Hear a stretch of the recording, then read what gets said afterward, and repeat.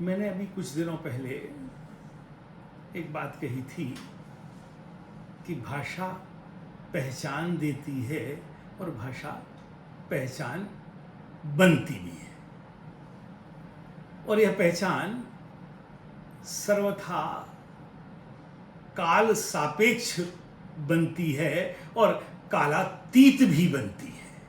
ये कैसे? लोग कहते हैं कि प्राकृतें बोली जाती थी। प्राकृत का एक बड़ा साहित्य भी है, पर मुझे तो लगता है कि प्राकृत भाषाएं सदा नीरा हैं, अर्थात हर काल में रहने वाली हैं। उनके रूप अलग अलग होते हैं और वे काल के साथ बदलती जाती हैं। आप वेद को ध्यान से देखें तो पूरी वैदिक भाषा प्राकृत भाव से भरी हुई भाषा है। वहां आप किसी वचन के एक रूप को देखें, जहां संस्कृत में एक रूप मिलता है तो वैदिक भाषा में अनेक रूप मिलते हैं।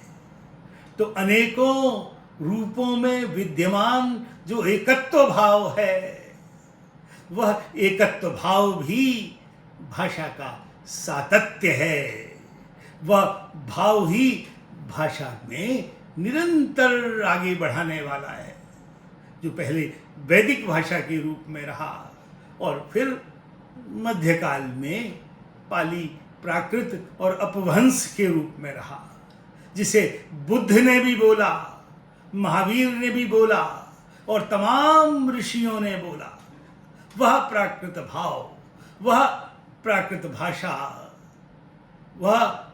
भाषा एक ऐसी भाषा जो हमारे क्लासिक्स की भाषा, हमारे मूल ग्रंथों की भाषा, हमारी परंपरा की भाषा, और वही प्राकृत भाषा आज भारत की तमाम भाषाओं के रूप में परिणमित हुई। अवधी में, भोजपुरी में, मैथिली में।